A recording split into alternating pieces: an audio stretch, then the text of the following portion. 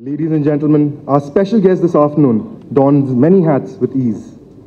From his debut film, Refugee, in the year 2000, Mr. Abhishek Bachchan has given us numerous memorable films such as Guru, Sarkar, the Dhoom series, Delhi 6, amongst many, many others.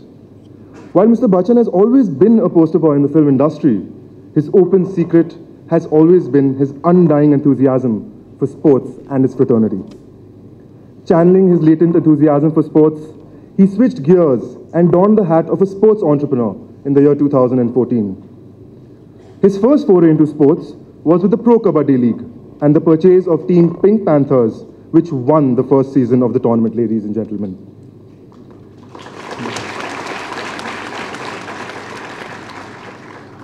Continuing his entrepreneurial streak, Mr. Bachchan purchased a team in the ISL, the Indian Super League, the same year as Team Pink Panthers.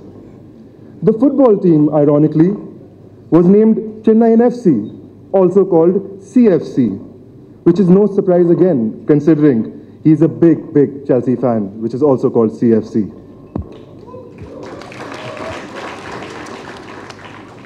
As history would have it, Chennai FC won the second edition of ISL in the year 2015. Mr. Bachchan's investment in the Pro Kabaddi League and the ISL reflects his incessant desire to promote sporting excellence, which I'm sure all of us would agree is the need of the hour in India. So, we wholeheartedly appreciate your effort and are with you in this journey. We look upon you as one of the pioneers in unleashing the sporting potential of the country. Welcome to the ISB Leadership Summit 2017, Mr. Abhishek Bachchan.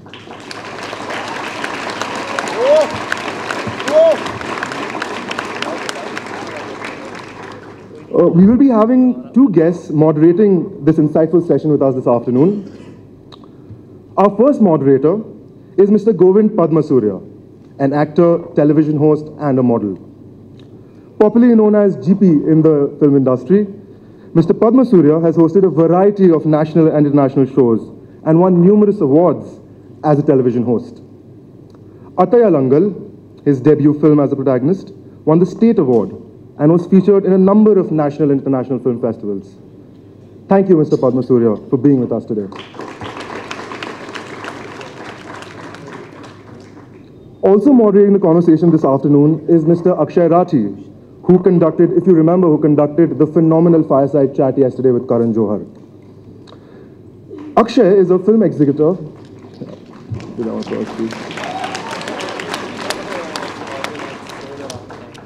Akshay is a film exhibitor and distributor with operations spread across 3 central Indian states while carrying forward a 70-year legacy in the show business. Mr. Rathi has been a pioneer in orchestrating a first-of-its-kind alliance between single-screen cinemas of his chain with Cinepolis, one of the largest exhibitor chains in the world that operates out of Mexico. He is also a visiting faculty and a regular columnist with various business and entertainment publications. We welcome you back on stage, Mr. Rathi.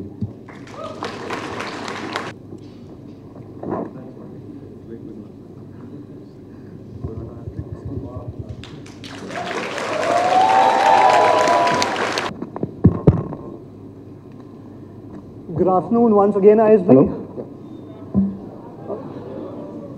A louder good afternoon. Good afternoon, come on! Generally, the post-lunch sessions are always a challenge for hosts like us, because you know the reason. And that's when we bring in charmers like him. I know this is ISB and you are looking at business insights, but then I would warn you, don't miss out that beautiful smile that comes on and off on his face. That's like, we shall try getting that very often in this 30 minutes. Akshay, over to you. Right then. Abhishek, we know that you're a huge sport enthusiast and you've been supporting a lot of teams. Of course, Team India. We've seen you cheering away at the World Cup when we won the Cup. Chelsea, no secret really. And of course, Jaipur Pink Panthers in Chennai.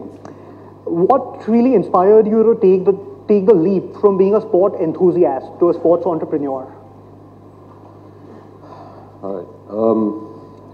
Firstly, good afternoon, everyone, and thank you very much for having me over. And I'll try and keep this as upbeat as possible. I know post-lunch we kind of have a tough time. But firstly, I'm very jealous because this is an amazing campus.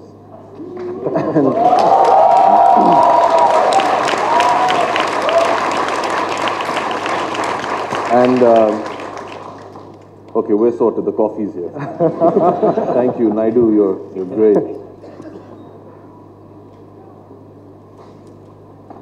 So, okay, I can carry on, Naidu. Yeah. Just leave it here. Yeah, thank you. No sugar. Thank you. Thank you. Yeah. So I believe the coffee was had yesterday as well. Well, with Karan. I had it. Yeah, all Not right. lucky. So my apologies for my elder brother Karan if he did anything untoward, but he's definitely one of the most insightful speakers I've ever come across. I've grown up with him.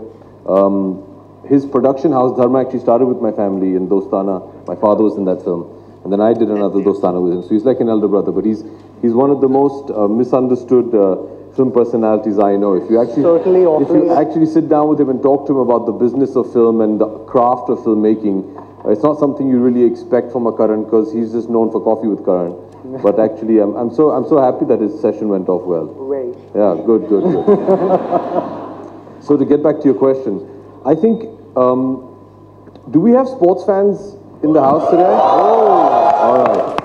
So as any sports fan will tell you that I think we all have a latent desire to run the team the way we see it should be run.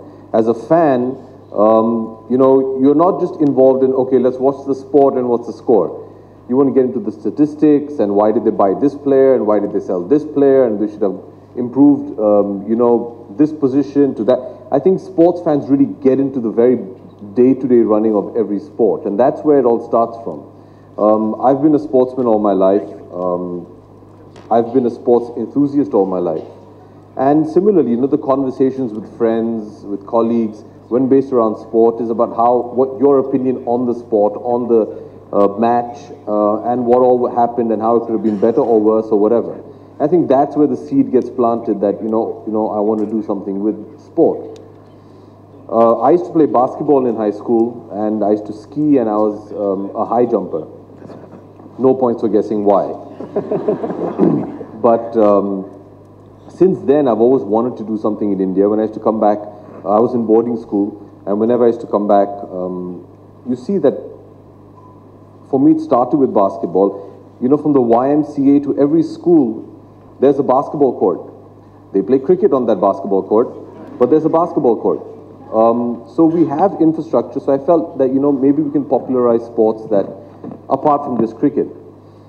So I've always wanted to do something, even when I came back for my education in the States and became an actor. I mean, being a sports fan, being a huge football fan, I grew up in a British boarding school, so football was part of your life. Being a football fan, a basketball fan, and obviously a cricket fan, you know, you want to get involved. That's where it started from. It was actually just the love for sports. And it all started, my journey in sports started with Kabaddi, and then from there went on to a natural progression for me, which was football, which is a huge thing for me. And let's see up ahead what we can get into. But I think it starts with the fact that every fan somewhere wants to run the team the way they think best. So, Very true. I personally have seen that passion today. Like today when I was speaking to him, he asked me, do you play? I said, yeah, I play cricket and then at times basketball. The moment I said basketball, he asked me, really? And I was so intimidated, I said, no, I don't play basketball. So that is how he is passionate about. But let me ask you, why Kabaddi? Because in 2014, when you actually ventured into that, Kabaddi was not there in the horizon in terms of popular sports. And then just 3 years, it's like, you know, the second most viewed sports in India. So did you see this coming? What happened? What's the magic? Okay. Firstly, why not Kabaddi? Okay. All right. I was very sure that if I was going to take this step into sports entrepreneurship and move from just being a fan into a team owner working with sports, I knew it had to be anything but cricket to start with. I'm a huge cricket fan. I love watching India play. I love the IPL. But I think cricket is pretty sorted. You know, the BCCI does a great job. In the IPL, all the franchises do a great job of popularizing the sport, the grassroots level. I was very sure that my initial step should be with a sport where I can make a difference. And you know, when the discussion around Pro Kabaddi League had started, and Mr. Charu Sharma, whose dream child this league is, and Mr. Anand Mahindra, when they started speaking to me, it actually just started where, you know, Charu met me and said, look, I know you're a huge basketball and football fan. Have you ever thought about Kabaddi? And my reaction was similar. Kabaddi, why Kabaddi? Okay. Then, you know, he kind of re-educated me. I think, I don't know about y'all, but at least people of my generation, we've all played Kabaddi at some point of time in school or as kids. And then I just started, you know, figuring out what the Kabaddi is like in today's day and age, which is radically different from what we think, you know, just mud and people are jumping around. When I started doing my research on it, it just blew me away. Because, first of all, the first question, shockingly, that I had to ask myself was, wait, can I make a difference here? Because these guys are pretty sorted. All right, can I ask them something? Okay. Yeah, of course. So, one of the first questions Charu asked me, and I thought it was a trick question. He said, my thing was, Kabaddi, who plays Kabaddi anymore? You know, I mean, people have moved on to cricket, and you know, there's football, and he said, how many Kabaddi clubs do you think there are in the greater Mumbai area? Now, this is Mumbai, okay, where the birthplace of Indian cricket. Shivaji Park is where, you know, Mr. Gavaskar and Sachin came from. So I said, okay, Charu's asking me this question, so it's a trick question. So I said 50, which is a huge amount for any club, right? So what would you all guess? 50 is good? Yeah? 10? 1,500. So that was what I said. He said, no, come with me. So I live in a northern suburb of Mumbai called Juhu. And very close, there's another suburb called Andheri, and I went across there, and in a chawl, there was a Kabaddi tournament going on, and there were close to 8,000 to 10,000 people watching it. And they were going nuts. And I was just gobsmacked. I'm like, when did this happen? And why are we not seeing this on national television? And that's when I just knew that as a sport and as a product, this thing is absolutely primed for television. And we have to take it to, you know, the masses on television and just take it from there. The plus points of Kabaddi, when we got into the business model of it, because as we all know, I mean, it has to start with passion, but you've got to have a sound business model to it. I just wanted to know some facts and figures. So everybody is under this misconception that Kabaddi is a B and C center kind of sport, tier 2, tier 3 kind of sport, and nobody really plays it in the tier 1 cities. When I heard 1,500 clubs, I was blown away. But there was just this stigma that Kabaddi is a very rural sport and it's a North Indian sport. All Punjabis and Haryanvis play it, and that's it. So I started getting into the history of Kabaddi. So who knows the origins of Kabaddi? As I thought.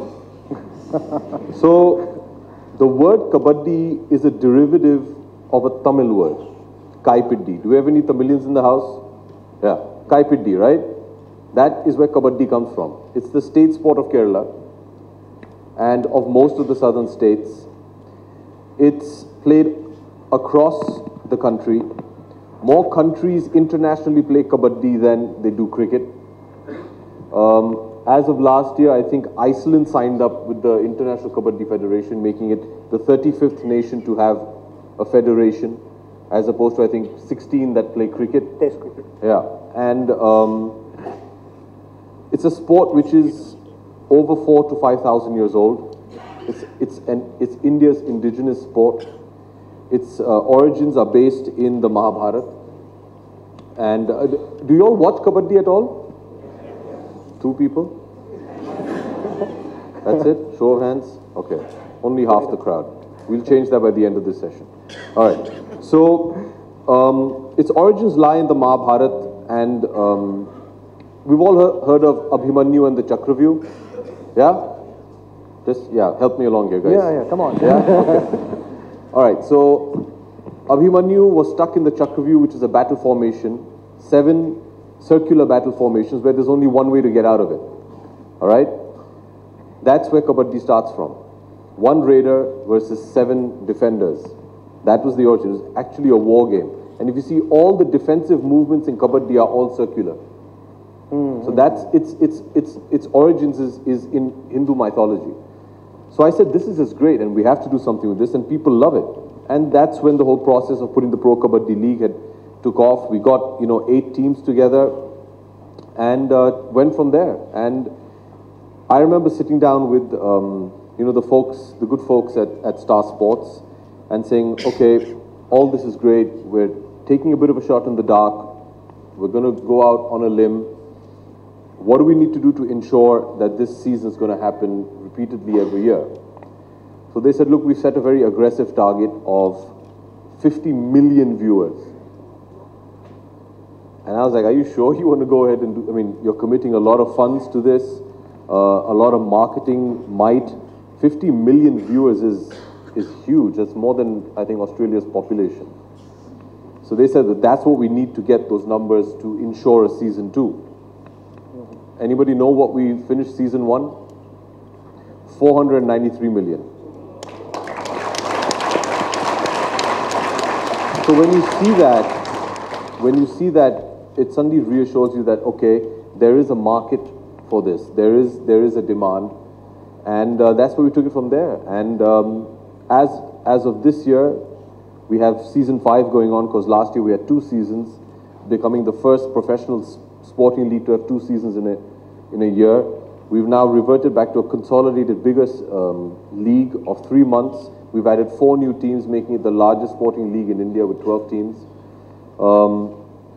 And our opening day, our first match, had a viewership of 50 million, which was meant to be the entire season of season 1.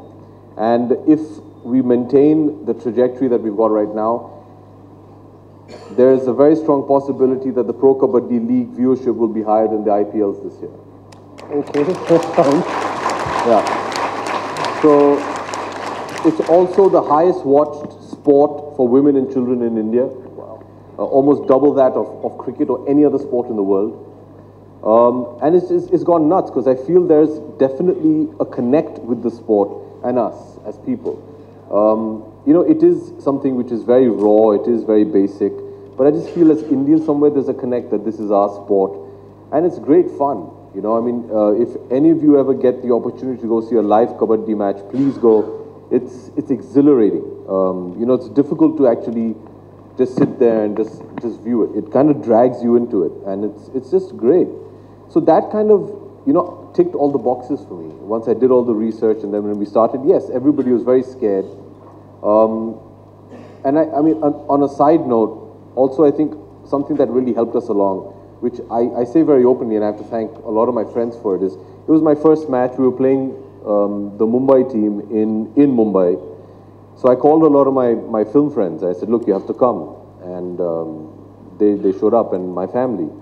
And I think, there was this one photograph that came out of my wife, Aishwarya, my father, Shahrukh and Amir, who had very kindly agreed to come and support.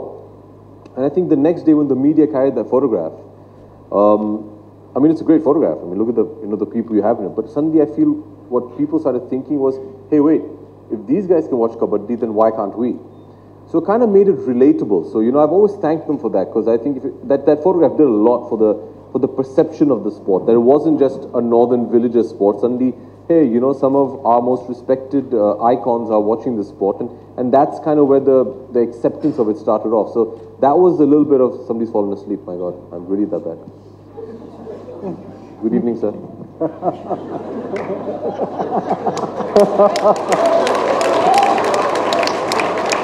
Yeah, that does wonders for my confidence. Yeah.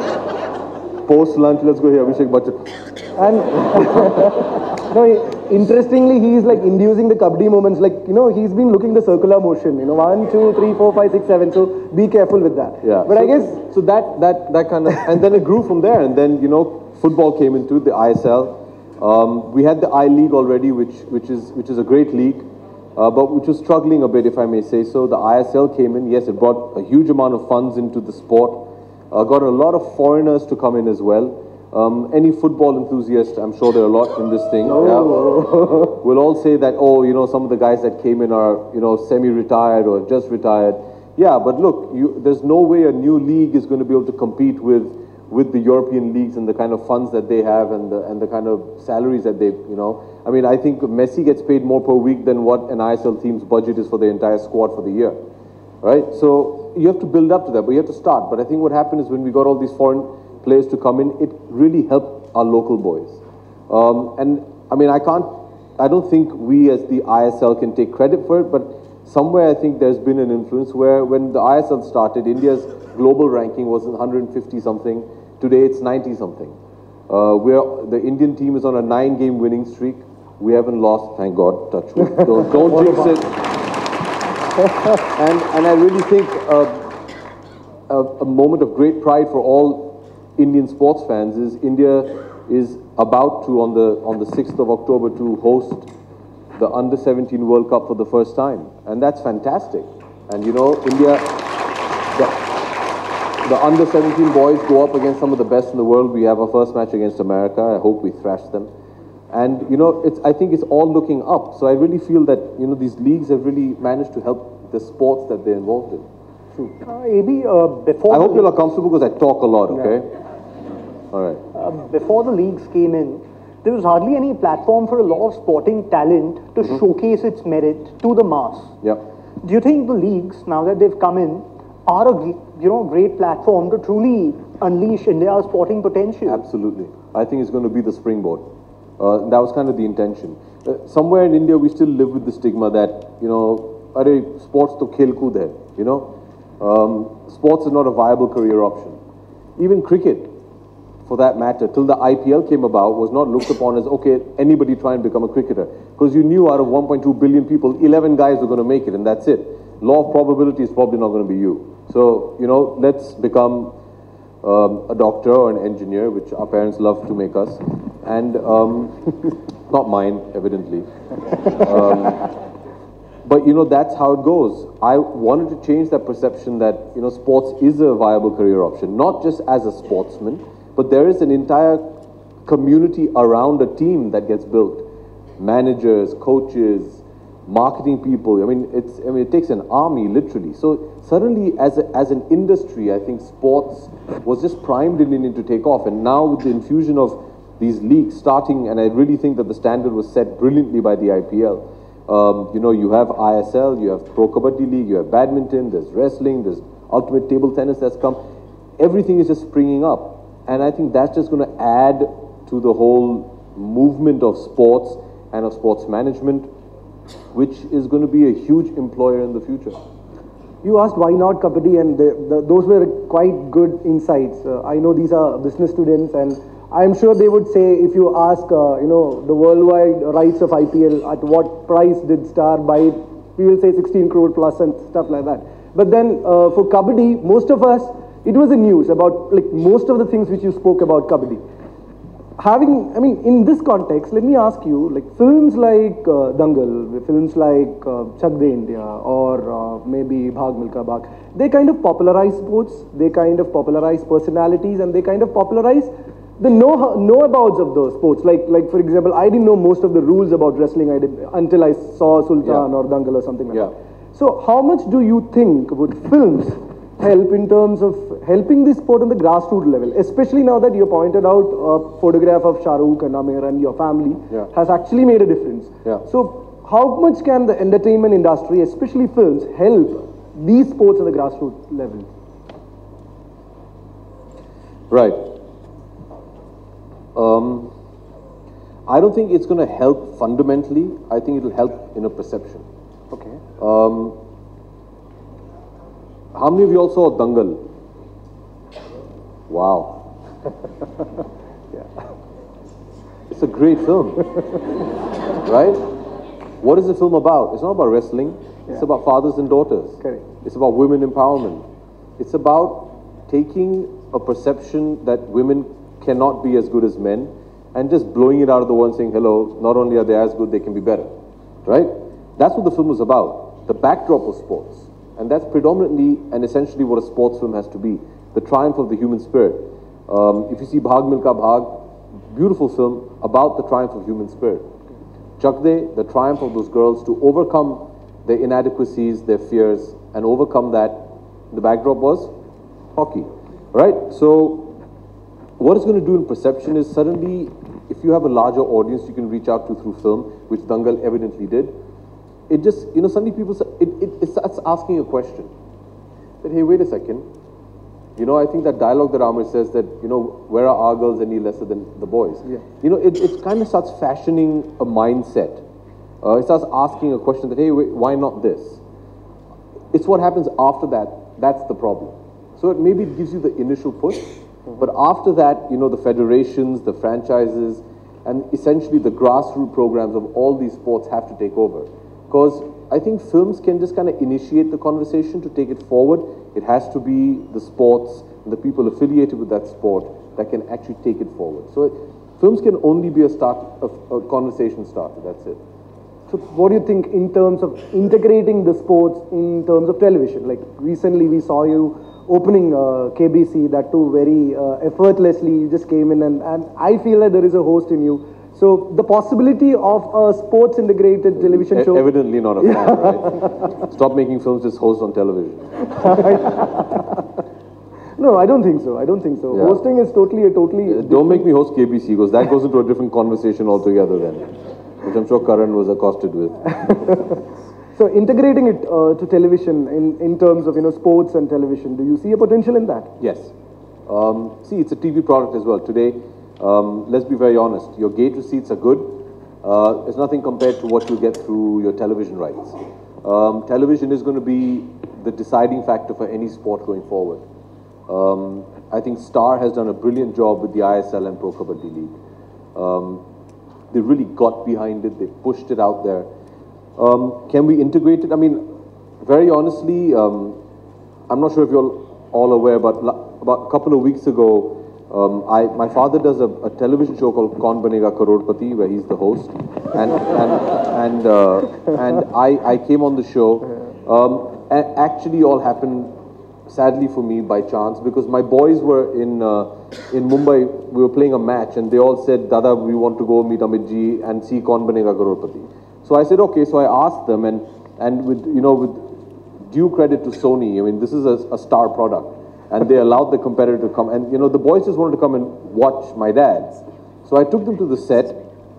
And next thing they came and said, oh, why don't you do this? And they kind of got me to host it and got a free gig out of that. But yeah, I mean, it's nice.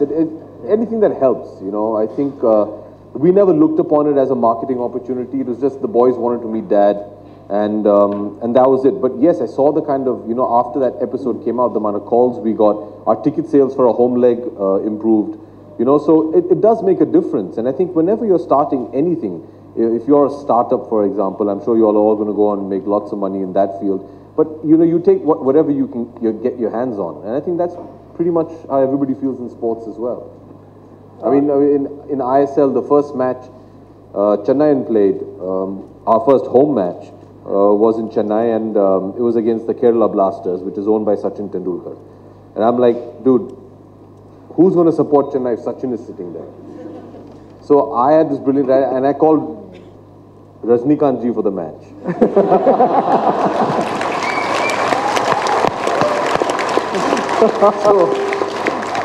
So I've known Rajni uncle since I was a kid, because my dad and him used to work together.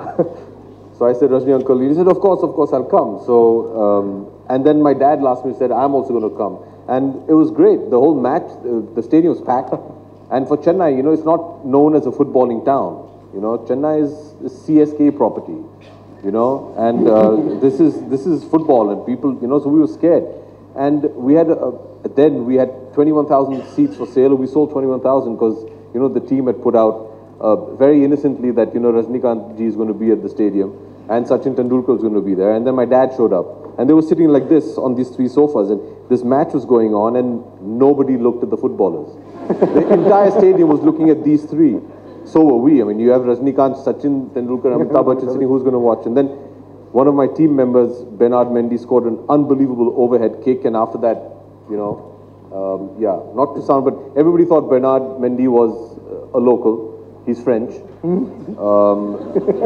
they thought Mendy, he must be a local. And yeah, I mean, he's of African descent, so obviously, you know, it's not like he was a white man. And so, you know, then they had that local connect, that's when it took off. But, you know, you use what you can get. And, you know, I'm thankful to all of them. They really are people that have really helped form it. And I'm sure when they go out into the big bad world and start their companies, whatever they can get their hands on to start off with, they'll try and use. You should. And there's no harm in admitting to that. Now, AB, you're the owner of 2 sporting teams in leagues which are extremely successful. And I'm sure the pressure to further your career as a sports entrepreneur in various other leagues is pretty high. Yeah. Because they're doing extremely well. And besides being a team owner, you're an actor, you're a producer, you're an entrepreneur. How do you strike the balance? I mean, managing a team is a very hands-on job, and you clearly do that. Yeah. That's my problem. I've got to make the shift from micromanagement to macro management, you know. I mean, literally, me and Bunty, my manager, we decide what the boys are going to eat on a daily basis, how they're going to, and we travel with the team, and it's very demanding, it is. But you have to, I think if you really enjoy doing it, then it's not, I mean, it's fun. So I enjoy it, but I have to now shift gears. Yeah. I think to grow the business, I think we've established Kabaddi and football as leagues that are here to stay. Now you have to start thinking of how am I going to expand, how am I going to become bigger, how am I going to improve my revenues, everything. So I think you have to already start planning ahead. I definitely feel for me, for one, is I have to kind of let these babies go and let them kind of function let professionals take it over. I think, as I'm sure a lot of you might, who have your own businesses, when you run it, it's very close to you, so it's very hard to allow somebody else to take over and run it, because you really want to be part of every decision. But I think that's definitely the way it's going to grow, is you have to hand it over to professionals, allow a professional corporate setup to come in and take it over, and grow it from there. But those questions, I had to start asking myself in season 1. It's been 4 seasons, I still haven't answered that question. I'm still holding on to it very tight, but I know that's the way forward. But isn't it important to be a bit hands-on as a team owner? I mean, I think anything you do, Akshay, in life, you have to know what's going on. I mean, no business person has ever become respected or rich or famous or has achieved anything by allowing other people to run their business with them, and they sit at home and just enjoy the benefits of it. That's just not the way it works. You know, you want to do something, you have to put in the hours. I mean, like I was saying at the back, you know, if you want to be a leader, you have to lead from the front. You know, it's something I learned very early in life through sports. You know, a sportsmanship kind of spirit is you can be the most accomplished, most renowned, most highly educated, most enlightened business mind on earth. But you got to get down and dirty and really show the troops how to do it and do it with them. And I think they'll respect you for that and stay inspired to go that extra mile for you. I'd like to believe that my Kabaddi boys and my football boys, when they see me on the sidelines screaming, shouting, jumping, laughing, crying, whatever, with them, they kind of feel like, okay, the boss is here, and you know, he's as invested emotionally, then we're going to go ahead and do extra stuff. I mean, I remember season 2 of the ISL, Chennai, and we had an atrocious season. We were the bottom of the table, and it was the 1st of December, and that's when the Chennai floods happened. And I was there, and my partner Vita Dani was there, and we spoke to the boys and said, look, it's raining really heavily, we have to play this match. We went, we played, we won, and we got caught in the floods. And I think when they saw that, you know, the management, the ownership was there with them, we weren't leaving their side. It's not like we jumped onto a private charter and got out of Chennai. We were there, we were helping, you know, in the hotel we were staying in and doing whatever. It was, you're part of the team. And I remember after 2 days of being stranded there, we had to get to Pune for a match, for the semi-final. And if we had missed that match, we had forfeited, we would have never managed to, you know, qualify. And that's when the team came up and said, look, if we have to walk to Pune, we'll walk, but we're going. And I think, you know, and I'm not kidding, they actually walked a bit. You know, and to see people like Marco Materazzi wade through waist-deep water is hilarious, because the Italians just couldn't handle it. You know, I think if they see, I mean, even not just in sport, in business, in whatever, you know, you'll carry on to do, when you see your employers or your seniors are, you know, willing to work shoulder to shoulder with you and, you know, shoulder the burdens and pressures with you, you'll just want to give that extra. So I think in anything that you do in life, you can't just sit on the fence and be like, oh, how nice, great, where's my check? It's not going to work like that. You have to work, and it's in any field, not just in sport. So yeah, I do believe that your availability to your team, not just in sports but any team, is integral for any sort of success. When we talk about unleashing the potential of sports, like now you yourself have shared the experience of associating yourself with the Kabaddi, the football team. So many leagues are popping up. Like I think there is a league for almost all the sports coming up. Do you think that it's reaching a saturation level, or is it just the beginning? It's just the beginning. So you feel that there is still a lot of potential in terms of leagues? Huge. And I'm talking about monetary potential. Okay. I'm talking about capturing a business market. Yes, as a sports fan, I think we'd love to see a lot of leagues come up. But, you know, I think in India also we have this problem of what we call in Mumbai Bhed Chal. You know, one league's work, so anybody, you know, which is something I ran up against when I first went around talking about Kabaddi. And people like, and close friends of mine used to laugh at me, say, oh, what next, Gilli Danda, Kho-Kho. And everybody thought we were jumping onto the IPL bandwagon. And those very same people this season have come begging, saying, oh, can we please get tickets? You know, and you give it to them, say, yeah, sure, go ahead, you know, enjoy it. But I think essentially, as a sports fan, I hope a lot of you agree with me on this. If you want to support a team and get behind a sport, that's exactly what you're going to do. I think there are only two sports that I can think of the top of my head, which have regular tournaments, which are not team sports. Possibly tennis and golf, right? If you look westward to, say, America, which I really think has managed to dominate the sporting landscape in terms of franchising sports, they have American football, they have basketball, they have baseball, they have football, as we know it, I mean, they call it soccer, ice hockey. These are the big five. They're all team sports, you know. I think it's going to be very difficult, and it's going to be a huge challenge. And I think, I mean, look, no disrespect. I think, you know, for example, badminton is just a great sport. I mean, I'd love to watch, you know, Sindhu, the way she plays, and all the, I mean, I feel bad saying it because I think, you know, Mr. Gopichand's academy is right next door. But I think they're going to have a lot of challenges to set up badminton as a league sport. Because when you're supporting a sport, you want to support a team. It's very difficult to get behind a team if it's just an individual. True. You know what I'm saying? Okay, most obvious. Who watches the English Premier League here? Okay, good. Who said that?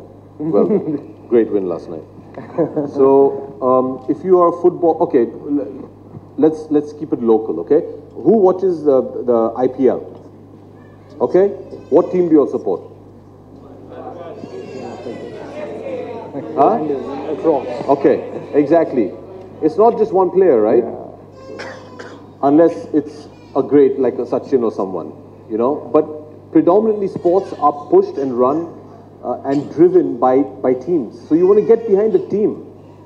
You agree with me? I like it. At least he's awake. No offense.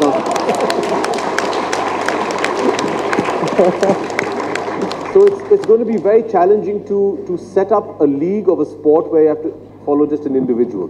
Tennis is completely different. That has always been an individual sport. So we're fans of a Roger Federer, and then there are the Nadal fans, and there's the Djokovic fans, and all that's going to keep going on, you know. Who do you prefer, Serena or Venus? You know, that's always going to happen.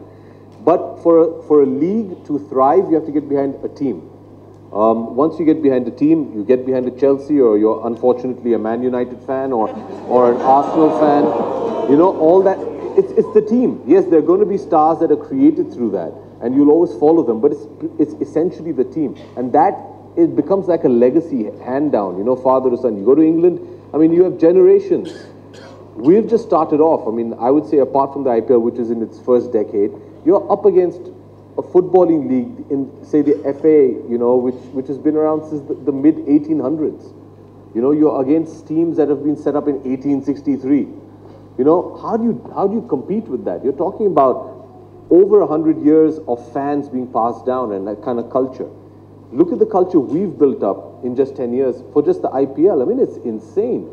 I mean, I go to Wankhede Stadium very often to see IPL matches, and it's insane to see that kind of movement. Now, imagine the newer leagues have just started off. It is going to build up. You have to give it time. So it's kind of unfair to compare them to the West. But we've made a great start. But I do believe it has to be a team. It's going to be very challenging. I hope, you know, if somebody can crack it, that'll be great for that individual sport. I mean, I think wrestling is fantastic. Again, an earthy Indian sport. We're good at it. But it's going to be very difficult which team do I follow? Oh, the Hyderabad team. But there are 10 players in that, and one has to score 1 point, and then it gets a bit confusing. You know, keep it as simple as possible. Get behind the team. So as long as it's a team sport, I believe at this point of time, I hope I'm proved wrong, that it has to be a team sport, and the future is very bright. As human beings, we're clannish, right? Like I've noticed in Chennai, the minute you have a local connect, it goes nuts. The minute we signed a Tamil player, I mean, it was amazing the increase of fans that we saw. So we're like that, and that's a very basic instinct of humans. So I think that sports is here to stay. We can only mess it up if we don't manage it properly. I think we're doing a great job so far, but the future, I mean, this is just the start. If we manage to sustain this and keep it alive, just imagine 20 years down the line with the kind of numbers that we have. I mean, I remember I speak to some of my friends who own teams overseas and in the EPL, and when I just told them the number that I told you of 493 million viewers cumulatively for Kabaddi season 1, I mean, that's probably the population of Europe, let alone England. Those numbers you cannot argue with. We're 1.2 or what, 1.3 billion people. Even if half of those watch, it's still the highest, you know, viewership you're going to get anywhere in the world. So, you know, the Americans, which are very capitalist by nature, they're going to come in and say, wait a second, these numbers are great, let us get involved. So apart from just exporting our talent, which will start happening, you know, soon, 1 or 2 of our footballers have gone abroad. I believe Kabaddi is going to hit the world stage in a very big way. I mean, we had a World Cup last year. You know, they will start exporting, and soon a lot of foreign funds are going to start coming in and buying teams here, because the numbers over here, the talent over here is just unbelievable. So yeah, it's definitely, it's the new horizon sports. Okay. AB, we've talked a lot about sports. How about, you know, you're a Kabaddi team owner. Yeah. And we have an anchor here. Yeah. How about we get the two of you to compete? So Kabaddi doesn't, you know, function without Kabaddi happening. Let's see who lasts longer. Okay. At the count of no, three, I'll do that, but you don't have to do that anymore. I hope you know that. So what happened was, okay, you know I love the sport, okay, so I can talk all day about it. So the stadiums are so loud with people cheering that the umpires can't hear whether the players are saying Kabaddi or not. So we actually put mics on them first, and even then they couldn't make out. So we actually did something called the raiding clock. So now a raider has just 30 seconds to go and finish his raid, and if he's not back in 30 seconds, he's out. But you could call it tokenism or whatever, but they have to say Kabaddi because that's where it all started from. So now if you see the Pro Kabaddi League, you'll see a lot of them breathing. So they're like, Kabaddi, Kabaddi, they do that, but they only have 30 seconds in which to finish, because when the league won, when we were doing our training camp, we had certain players who were in the national team who could actually say Kabaddi for like 3 minutes. Guys, that's insane. I can't even hold my breath for 30 seconds. 3 minutes. You know? So I train with them. So you can forfeit right now if you want. No, I also believe that I belong to this evolved people, you know, that 30 seconds where you can say Kabaddi whenever you want. And then... Also, you're going to breathe? No. Yeah. We'll try. So let's give it a shot at the count of 3. I'm asthmatic as well, okay? So let me give all the excuses I can give now. Okay. We aren't letting you away. At the count of 3. Okay. Let's go.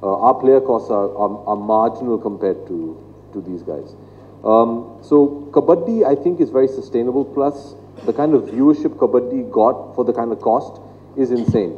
I mean, imagine our viewership is almost equal to the IPL at probably 1/20th the cost. You know, so that makes it a very sustainable sport. Football is slightly different. Football is a bit more expensive because there's a lot of infrastructure that's involved. The player costs are also a lot more because you're getting a lot of international talent. So you have to fly them in, boarding, lodging, all of that.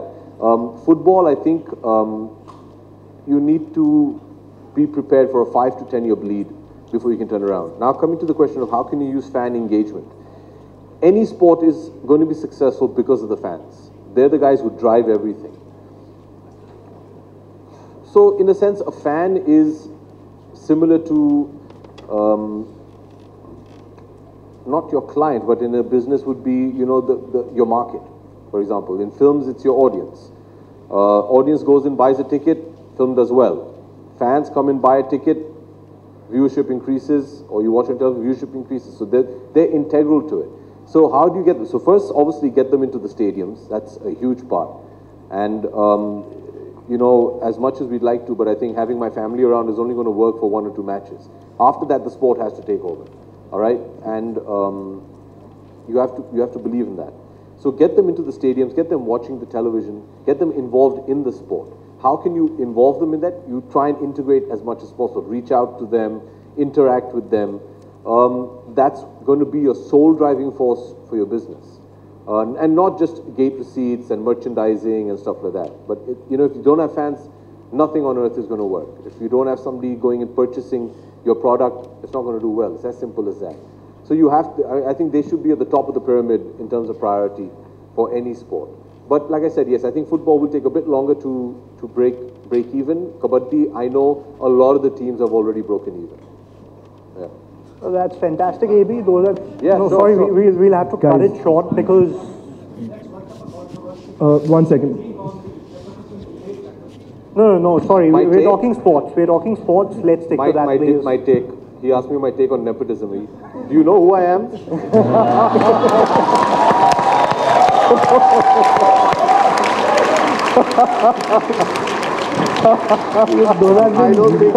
I don't think I'd be a fair person to comment on that.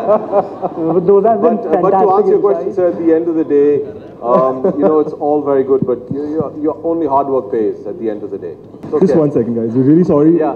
1 second, please, ma'am. We're really sorry. Shout over him. It's fine. Be a disruptor. That's what it's all about nowadays, right? Yeah. Ma'am, you have to stop this.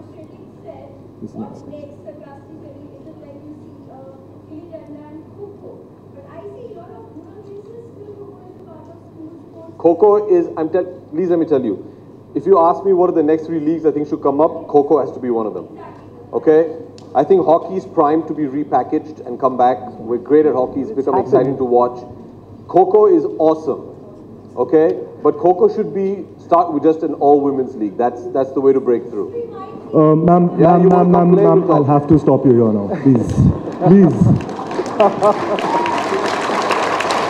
So, I'm really sorry. We would have loved to entertain questions, and I know Mr. Bachchan, being who he is, would entertain us, but we're really short of time on our schedule. Mr. Bachchan, your sheer knowledge, passion, commitment in taming an untamed beast like the Indian sports industry is truly inspiring and commendable. Thank you very much for taking time out and letting the ISB community and the others dig deep into your mind in the industry. Now I'd like to call Shreyas to present a token of gratitude to Mr. Bachchan for coming to the ISB Leadership Summit 2017.